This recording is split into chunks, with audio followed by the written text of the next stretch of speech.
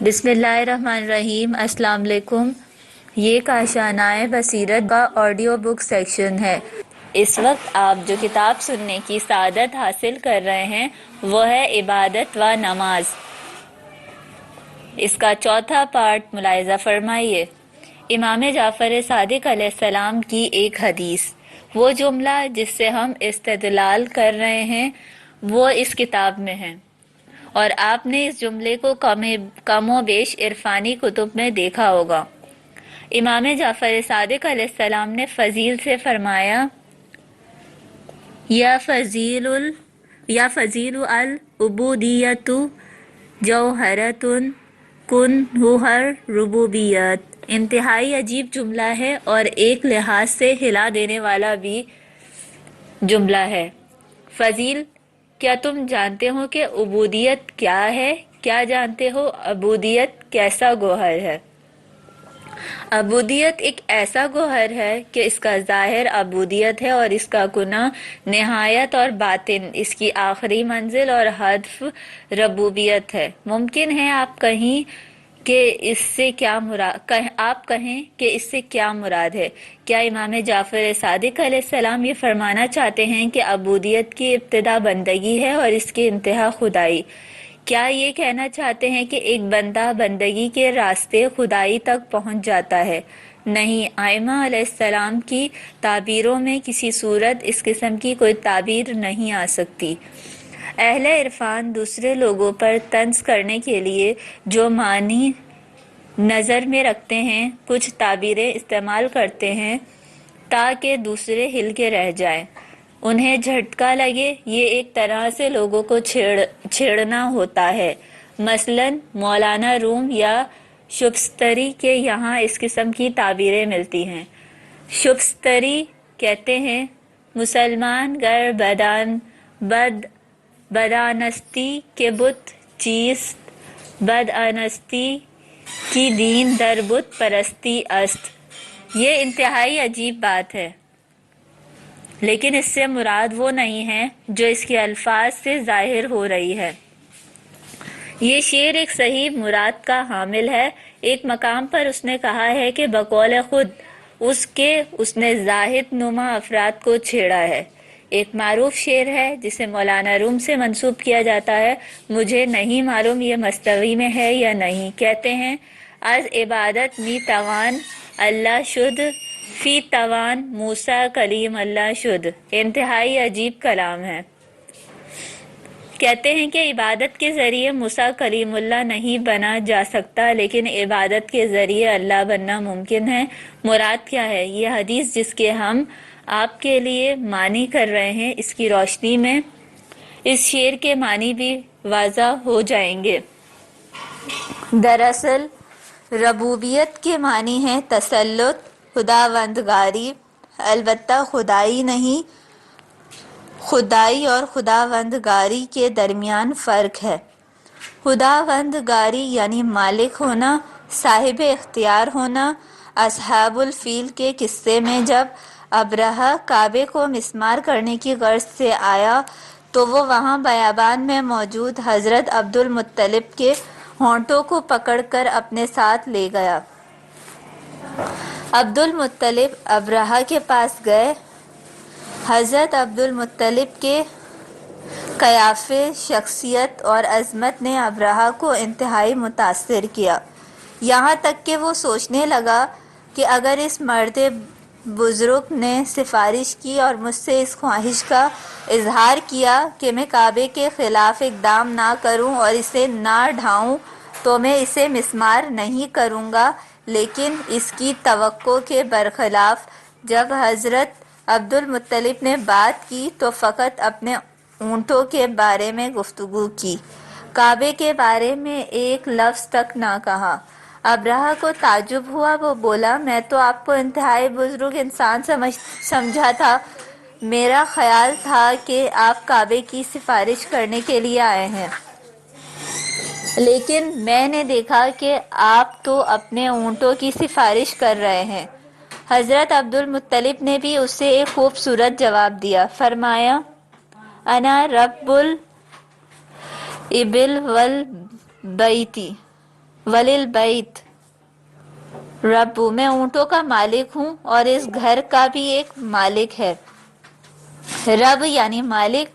हम जो खुदा को रब कहते हैं तो इस इन्वान से कि वो तमाम आलम और तमाम आलमों का मालिक हकीकी है। हम कहते हैं अल्हम्दुलिल्लाह रब्बिल आलमीन, शुक्र व सपास उस खुदा के लिए जो मालिक है, तमाम आलमों का मालिक है। बस रब के हकीकी मानी है मालिक और खुदावंदगार, और रबूबियत यानी खुदावंदगारी। खुदाई नहीं, खुदाई और खुदावंदगारी के दरमियान फ़र्क है। जो कोई जिस चीज़ का मालिक है वो उस चीज़ का रब और खुदावंदगार भी है। अब इस हदीस के क्या मायने हैं, जिसमें इमाम ने फरमाया है कि अबूदियत एक ऐसा जौहर है जिसकी इंतहा और कुना रबूबियत है। एक नहायत खूबसूरत नुक्ता है। अबूदियत और खुदा की बंदगी की खासियत ये है कि जिस कदर इंसान खुदा की बंदगी के रास्ते को ज़्यादा तय करता है, उसी कदर उसके तसल्लुत, कुदरत और खुदावंदगारी में इजाफा होता चला जाता है। किस तरह? हम इस नशिस्त में फ़कत एक इंतहाई छोटा सा मौजू आपकी खिदमत में अर्ज़ कर रहे हैं। इसके बाद दूसरे मसाइल की तरह एक फहरिस्त अर्ज़ कर रहे हैं, लेकिन एक मौजू को खोल रहे हैं। रबूबियत का अव्वलीन दर्जा अपने नफ्स पर तसल्लुत। अबूदियत के नतीजे में पैदा होने वाली रबूबियत और खुदावंदगारी का अव्वलीन दर्जा ये है कि इंसान खुद अपने नफ्स का रब और मालिक हो जाता है, अपने नफ्स पर तसल्लुत और गलबा हासिल कर लेता है। हमारी बेचारगियों में से एक बेचारगी जिसे हम मुकम्मल तौर पर महसूस करते हैं यह है कि हमारे नफ्स की लगाम खुद हमारे इख्तियार में नहीं होती। हम अपने आप पर इख्तियार नहीं रखते, अपनी ज़बान पर इख्तियार नहीं रखते, अपनी शहवत पर इख्तियार नहीं रखते, अपने शिकम पर इख्तियार नहीं रखते, अपनी आँख पर इख्तियार नहीं रखते, अपने कान पर इख्तियार नहीं रखते, अपने हाथ पर इख्तियार नहीं रखते, अपने पैर पर इख्तियार नहीं रखते। और ये हमारी इंतहाई बदबख्ती है। हम उन गली कूचों में चलते फिरते हैं, लेकिन ये आँख हमारे इख्तियार में नहीं होती, बल्कि हम इस आँख के इख्तियार में होते हैं। यानी हम हैं कि इस आँख का दिल चाहता है कि नज़रबाजी करे, इसका दिल चाहता है कि लोगों की इज्जतों पर शहवत की निगाह डाले, और हमारा दिल भी उस आँख के ताबे हो जाता है। दिल बरूद चश्म चो माइल बूद, दस्त नज़र रिश्ता कश दिल बूद।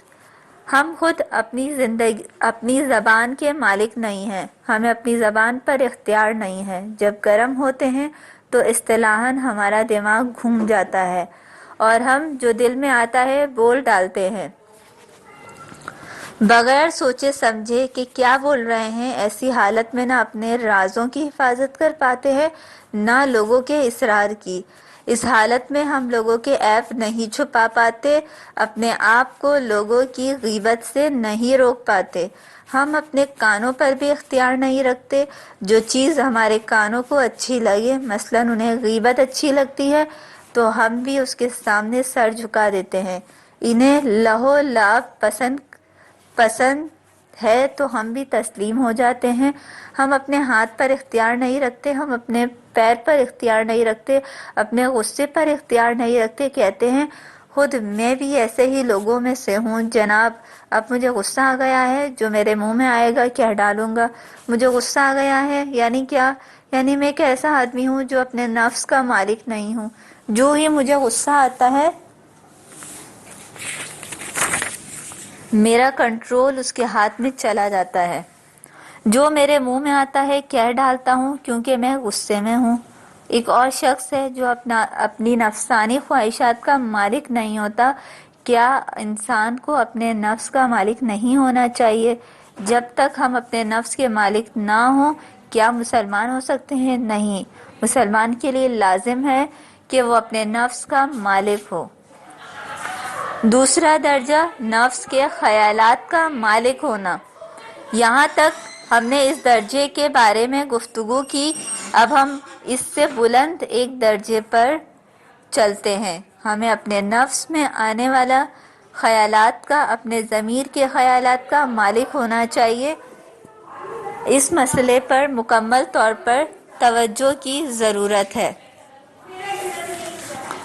ہم میں سے وہ لوگ جو اپنی آنکھ کے مالک ہیں، اپنی زبان کے مالک ہیں، مضبوط قوت ارادی کے مالک ہیں، اپنے ہاتھ کے مالک ہیں، اپنے پیر کے مالک ہیں، اپنی زبان کے مالک ہیں، اپنی شہوت کے مالک ہیں، اپنے غصے کے مالک ہیں، وہ ایک چیز کے مالک نہیں۔ ہم لوگ جو یہاں بیٹھے ہوئے ہیں، ہم میں سے کوئی ایک فرد بھی اگر یہاں اولیاء اللہ موجود ہوں تو مجھے نہیں معلوم اپنی ذہنی اور نفسانی خیالات کا مالک نہیں ہے۔ یعنی کیا؟ یعنی ہمارے ذہن میں آنے والے مفاہیم و معنی ہمارے اختیار کے بغیر اس شاخ سے اس شاخ پر اور اس شاخ سے اس شاخ پر اڑتے پھرتے ہیں۔ ہمارے خیال کی ایک قوت ایک چڑیا کی مانند ہے۔ آپ نے درختوں پر بیٹھی چڑیا کو دیکھا ہوگا، وہ ایک شاخ سے دوسری شاخ پر پھدکتی رہتی ہے، تیزی کے ساتھ ایک شاخ سے دوسری شاخ پر اڑتی پھرتی ہے۔ ہمارے خیال کی قوت بھی مسلسل اس شاخ سے اس شاخ پر اڑتی ہے۔ ہم سے کہا جاتا ہے کہ برائے مہربانی اپنے ذہن کو 10 منٹ کے لیے ایک نقطے پر مرکوز کر دیجئے، صرف ایک موضوع کے بارے میں غور و فکر کیجئے۔ کیا ہمارے لیے ممکن ہے؟